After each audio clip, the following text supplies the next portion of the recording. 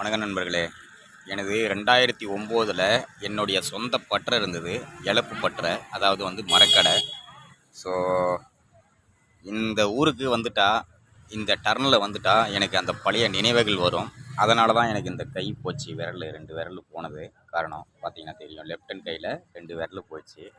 இதை காட்டுறேன் பாருங்கள்.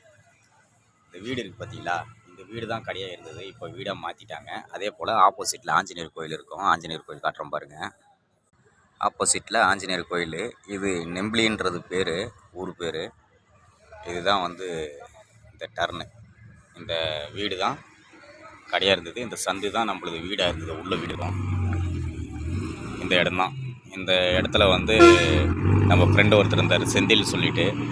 அவர் மளிகை கடை வச்சுருந்தார். அவர் தான் க்ளோஸ் ஃப்ரெண்டு.